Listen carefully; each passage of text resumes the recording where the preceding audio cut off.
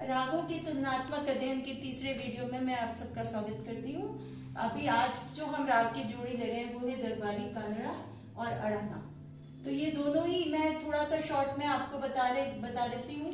विवरण अभी आपके सामने आ जाएगा। तो इसका जो राग दरबारी और राग अड़ाना, इनकी मोटी मोटी चीजें बता देती हूँ कि दोनों ही एक ही राग, एक ही थाट से उत्पन्न हुए हैं।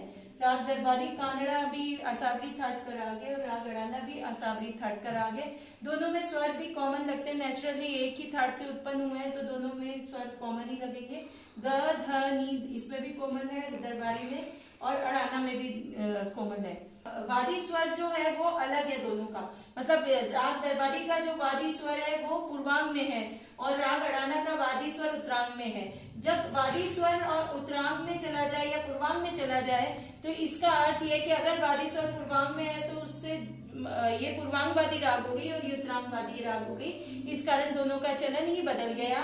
और ये भी माना जाता है कि राग दरबारी जो है वो नीचे गाई जाती है, मतलब मध्य और मंत्र सप्तक में गाई जाती है, जबकि राग अड़ाना जो है वो मध्य और तार सप्तक में गाई जाती है। और दोनों की प्रकृति अलग होने से कई जो गायक हैं वो राग दरबारी में बड़ा ख्याल गाते हैं और छोटा ख्याल राग अड़ाना में गाते हैं। इन दोनों में इतनी समानता है, लेकिन क्योंकि इसकी दोनों की प्रकृति अलग है, दोनों के संवादी स्वर अलग है। संवादी स्वर दोनों का एक सा है, पंचमी है दोनों का संवादी स्वर, तो इसलिए, लेकिन वादी स्वर क्योंकि दोनों का अलग है इसलिए इन रागों की प्रकृति अलग हो गई, क्योंकि एक पूर्वांग में आता है एक उत्तरांग में आता है। तो इसलिए इन दोनों रागों में डिफरेंस भी बहुत है और नेचुरली क्योंकि आप तुलनात्मक अध्ययन कर रहे हैं तो इनमें समानताएं भी बहुत है। ये सहोदर रागे भी कही जाती है, भाई रागे, एक दूसरे की भाई की तरह है। अच्छा, राग दरबारी कानड़ा के बारे में मैं आपको और थोड़ा सा बताना चाहूंगी कि दरबारी कानड़ा जो है वो राग, क्योंकि नाम से ही लग रहा है, दरबार में गाई जाती थी। दरबार में किसके दरबार में गाई जाती थी? मुगल सम्राट अकबर के दरबार में गाई जाती थी। तो किसने बनाई है ये राग? ये राग तानसेन जी ने बनाई है।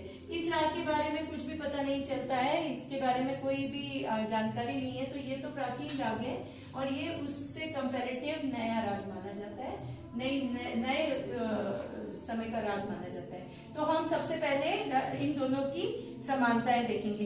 इन दोनों का विवरण मैं आपको व्हाट्सएप पे भेज दूंगी। अभी साथ में भी थोड़ा थोड़ा शॉर्ट में विवरण है आपके, तो ये आप तैयार कर लीजिएगा। विवरण इंपॉर्टेंट है, इसको तैयार कर लीजिएगा। और अब हम इन रागों का तुलनात्मक अध्ययन देखते हैं। तो सबसे पहले इनकी समानता देखते हैं। तो दोनों रागों की, मैंने जैसे बताया, सबसे पहले थाट हम देखेंगे। तो दोनों रागों की उत्पत्ति आसावरी थाट से हुई है। तो दोनों रागों का थाट जो है वो एक सा है। दूसरा पॉइंट हम देखेंगे शुद्ध विकृत स्वर। शुद्ध विकृत स्वर जो है दोनों में एक जैसे लगते हैं। ग ध नी राग दरबारी कानड़ा में भी कोमल है और ग ध नी ही राग अड़ाना में भी कोमल है। उसके बाद इसमें तो नाम से ही पता चल रहा है कि ये कानड़ा का एक प्रकार माना जाता है और ये राग अड़ाना जो है वो भी कानड़ा का ही एक प्रकार माना जाता है। बहुत सी स्वर संगतियां जो दोनों में एक सी लगती है, खासकर पूर्वांग में जब ये गाई जाती है तो गमर ऐसा, इसमें भी गमर ऐसा लगता है, कोमल ग के साथ गमर ऐसा, और राग अड़ाना में भी गमर ऐसा लगता है। इसी तरह नीपा वपा दोनों में लगते हैं, इसमें भी नीपा वपा लगता है, इसमें भी नीपा वपा लगता है। और उसके बाद है सा ध नीपा, एक ये वाला स्वर समुदाय भी है, ऊपर से हम लेते हैं सा ध नी पा, ये दोनों में ही यूज में आते हैं। सा ग म रे सा, ये दोनों रागों में लगते हैं। फिर नी प म पा, ये भी दोनों रागों में लगते हैं। और उसके बाद सा ध नी पा, ये भी दोनों ही रागों में प्रयुक्त होता है।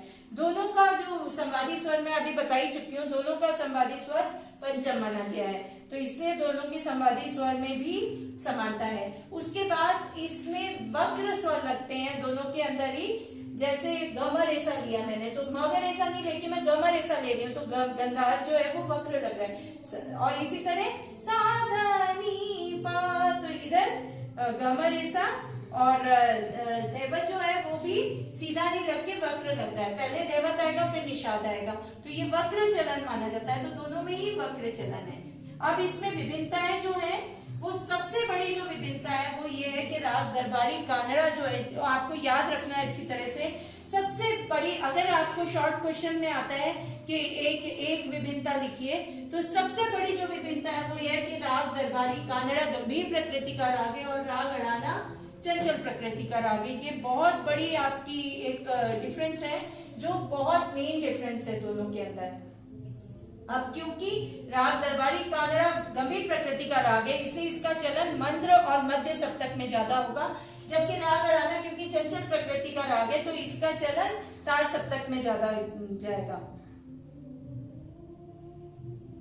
इसलिए हम कहते हैं कि राग दरबारी कानड़ा जो है वो पूर्वांगवादी राग है और राग अड़ाना जो है वो उत्तरांगवादी राग है, क्योंकि ये दरबारी कानड़ा जो है ये पूर्वांग में ही खिलता है और अड़ाना जो है इसकी जो सौंदर्य है वो उत्तरांग में ही नजर आता है। अब क्योंकि ये गंभीर प्रकृति का राग है, तीसरा पॉइंट मैं आपको बताना चाह रही हूँ, क्योंकि ये गंभीर प्रकृति का राग है इसलिए इसमें मीर, गमक और ये जो चीजें हैं जो गंभीरता दिखाने वाली चीजें ये ज्यादा ली जाती हैं, और राग अड़ाना में खटके ज्यादा होते हैं जो कि चंचलता दिखाने वाली चीजें हैं।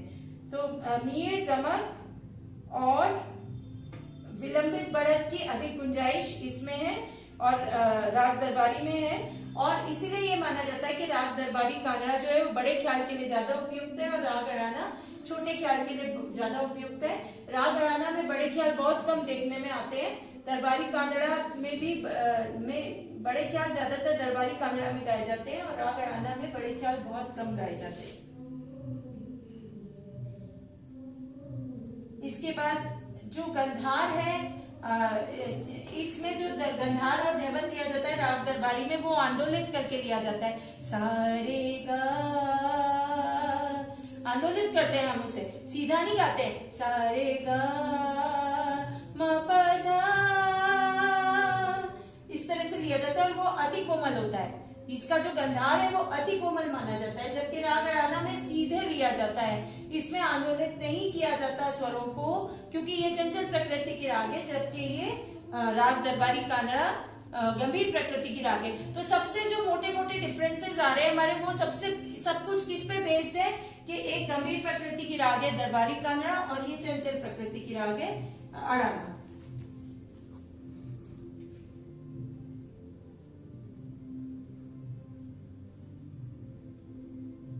और एक बहुत मेन डिफरेंस ये है कि राग अड़ाना का जो निषाद है वो राग दरबारी की अपेक्षा ज्यादा चढ़ा हुआ लगता है, नियरली मतलब लगभग वो शुद्ध निषाद के करीब ही होता है। कुछ लोग तो इसको शुद्ध निषाद ही कहते हैं, लेकिन वो शुद्ध निषाद नहीं होता, वो शुद्ध निषाद और कोमल निषाद के बीच का स्वर है, जो कि मतलब आप सुन के ही आप इसको थ्योरी में तो आप केवल लिख सकते हैं कि राग दरबारी कांडा की अपेक्षा राग अड़ाना का जो निषाद है वो चढ़ा हुआ लगता है।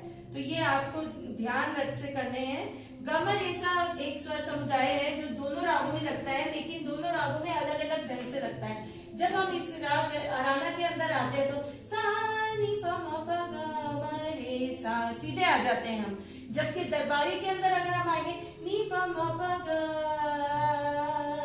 मा रे सा, इस तरह से आएंगे हम दरबारी कांगड़ा में, जबकि इसमें हम आएंगे नी पा मा पा गा मा रे सा, क्योंकि इसके अंदर आंदोलित होगा ही नहीं, इसमें आंदोलित होगा। और इसी तरह साधा नीपा वाला स्वर समुदाय जो है वो साधा नीपा राग दरबारी, और राग अड़ाना के अंदर साधा नीपा नीपा मा पा गा मा रे सा, सीधे सीधे इसी तरह गाया जाता है। जबकि राग दरबारी के अंदर ये जो दोनों ही स्वर है, ये स्वर समुदाय जो है वो आंदोलित करके लिए जाते हैं, गंभीरता से लिए जाते हैं।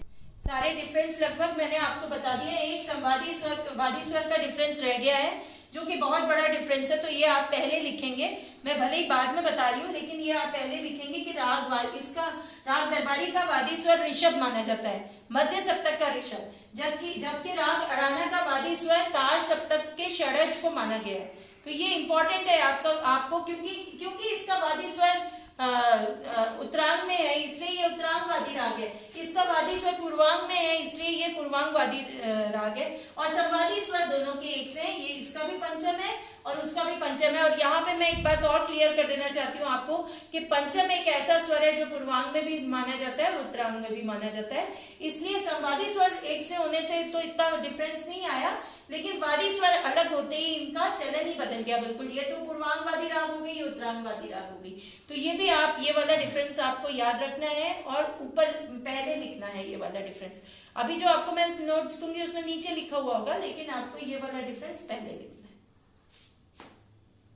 तो अब हम ये वाला वीडियो यहीं पर खत्म करते हैं। दोनों रागों का डिफरेंस आपको क्लियर हो गया होगा। नहीं क्लियर हुआ, कुछ भी क्वेश्चन पूछना है तो वॉइस मैसेज कर सकते हैं व्हाट्सएप पे, या क्वेश्चन भी पूछ सकते हैं।